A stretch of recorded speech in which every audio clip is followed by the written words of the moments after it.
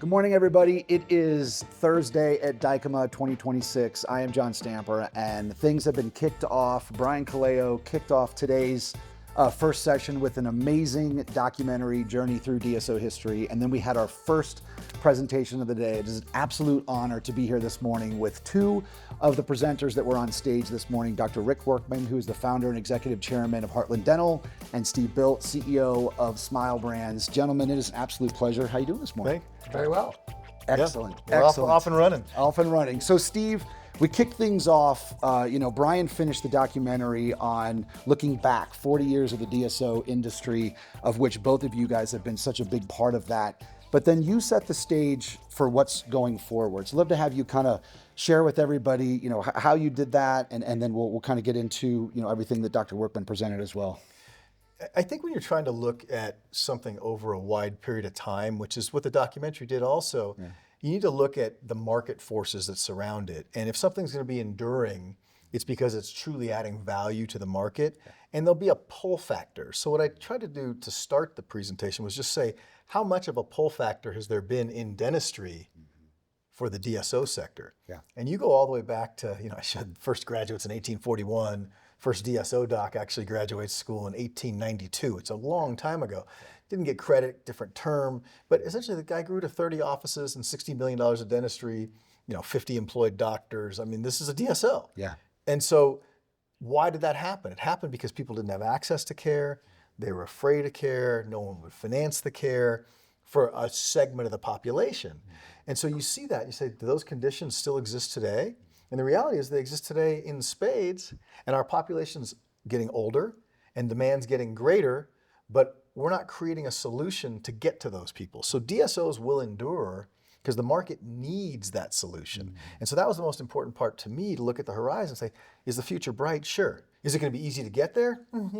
Navigating seas is navigating seas. But it needs to be there because the market needs the solution, because today half the country's in care. It's a problem. Yeah, absolutely. Dr. Workman, first off, congratulations on the Forbes article. I think to Steve's point, when we look at dentistry being on the map in healthcare, could you talk a little bit about what you shared in the presentation as you framed out how you see the future, and most importantly, the past that you have come from and in so many regards created for all of us? I think the overarching message I was trying to communicate today was that, as we said, it's never been really easy. There's always been challenges. They just vary, and then they're always new. I think for us, at least at Heartland, we've always focused on the notion that the dentist is the customer, and we're trying to create value for them, the customer, so that they are in a position to do a better job working with their teams to create value for the communities that they serve. And so, I'm biased or prejudiced, however you would say it, but if you're in an environment like we may be today or are today, where you can't simply say, I'll buy them for this, aggregate stuff together, sell them for double X because they're twice as big, you can and you should still be able to work with your doctors, help them, lead them to become better at what they do, provide a broader range of services, possibly through skill, education, training, work with their teams to get better at communication so that more people can say yes to the dentistry. We call it need, desire, deserve, such that there's still a lot of value to be created that I think is helpful for society, as Steve mentioned, as they get older. There's still things they can learn. They go older, and there's people who have periodontal disease that may not have had it 20 years ago. They're all of a sudden their teeth are breaking down. They need crowns versus fillings. There's things that need to get done, and it's out there. We just have to, we as an industry have to meet the moment and I think provide that value. One of the things that I didn't even say it in the presentation, I've said it in the past here, is when people tell their war stories, or you look back at people who've been through some of those wars, it always looks easier, and the stories always sound more romanticized. But there's a reason for that, is because you know the ending. Like the conclusion, horrible regulatory challenge, but we won, right? Wow, it was super hard and we almost ran out of money. We were down to looking at our cash flow by midday every day. Oh, that sounds great in hindsight when you make it through. It wasn't fun at the time. And so now when we sit here and you go, oh wow, look at all the challenges, they're real. we'll get through them, but they feel scarier right now because you don't know the end. You're not on the other side of it. You're not on the rocking chair saying, let me tell you a great story, right? You're in the middle of it, and that's not fun. And by the way, if it was fun, you're in trouble. Right. You're called a masochist. Yeah. Right? Yeah. Rick, I wanted to ask you as well, when you look out at the future, I think one of the things that Brian did again in that documentary was to learn from the past, but let's build a bridge to the future. And so when you look out the next couple of years in dentistry, what are you most excited about? Well, there is no question that there's, if we study each other, and if you don't study each other, you're going to be out of business. But those who do study each other are going to get better and better and better.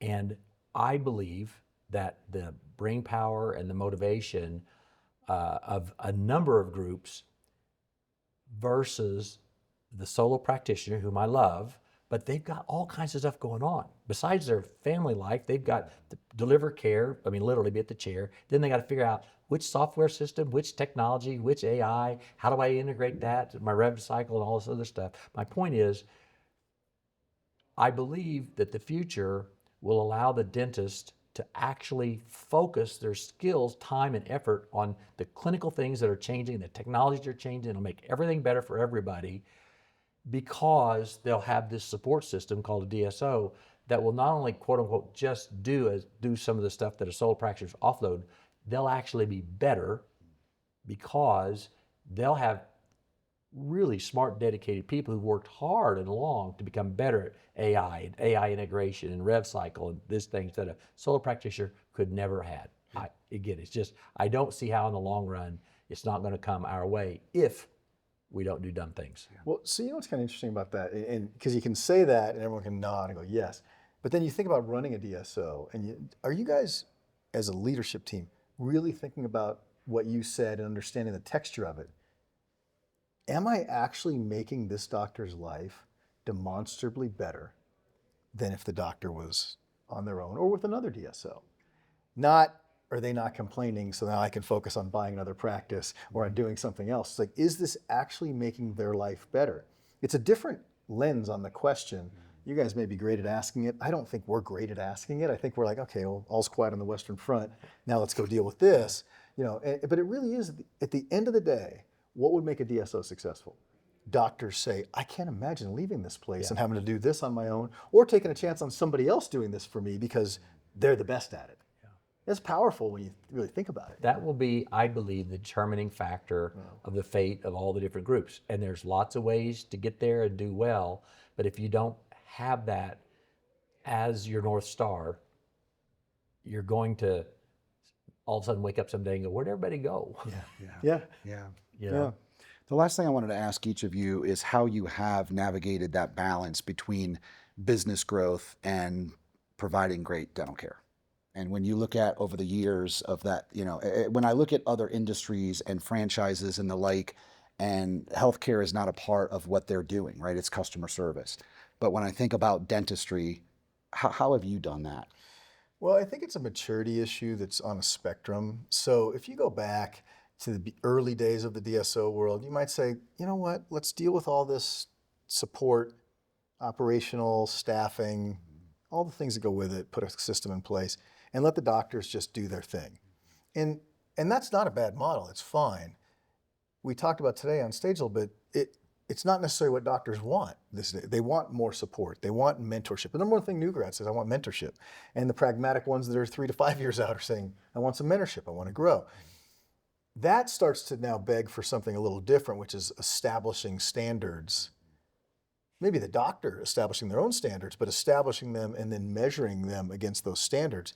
Not to shame them, but to show them, like, hey, you aspired to this, now are you doing this? That could be the whole group, that could be the individual. But I think it's an evolution. It used to be, leave the doc alone, take care of everything else. Now, I used to talk years ago about, management teams, and the term was empowerment. And people say, oh, I've empowered my management team. It's like, well, have you empowered your management team? Or have you abandoned your management team? And it's a fine line, right? If you don't have systems and support, they're just abandoned. And I think that definition is starting to come into the clinical side too. Is like, is your organization providing support for them to get better? And it could be clinical education, it could be measurement. But I think that as the industry matures, that's part of what happens. Again, it's not telling them what to do. It's certainly not anything that's like a quota. It's absurd, right? But it is saying like, here's what's going on in this practice. And if you're not having to treat any periodontal disease, they ought to bottle the water in your community, or maybe you're missing something. Yeah. Right. So it's more that kind of support, I think, is the evolution. But you guys are huge on it, obviously. No, I don't know what to say. I think I said earlier, as it relates to clinical, we asked the doctors to write down their own clinical philosophy, so that then we'd ask, would you mind if we worked together with your team to hold you accountable or point out to you where they're there, we're not, but where they're there, they say, you said, doctor, for when you see this, you want to do a crown, but I was a hygienist and I told you doctor's probably going to do a crown. You said, no, we're not going to do a crown. We're going to do a 4-surface filling. It's like, my hygienist used to tell me that. It's like, well, tell me if you're going to change your philosophy. I'll just tell you you're going to do a 4-surface filling. And my point is, we've learned through all that. But the point is, being real, being open with your team, your executive team, your management team, your leadership team, however you want to call that. But then with your doctors, because we're not perfect, nobody's perfect. We have people who do things I go, no, if they did that, that's the craziest thing, but that's not who we are. But I'll take credit for it. We'll take credit for it because we got to deal with it. But the point is, I think if you can develop that relationship, but they know at the end of the day, they believe at the end of the day that you want to help doctors get better, team members have better lives and careers by helping patients in your communities have a better life through better dental health. If they believe that North Star, I think they'll give you some grace and benefit from time to time. Yeah. Rick, as we sat in that room today, full ballroom, it's just really crazy to think how this industry has grown and all these individuals here. Did you ever think when you started what you started that it would come to this? It would grow to this? Like, I'd just love to get your thoughts on what the vision was and where it's at. No, we didn't set out to do this.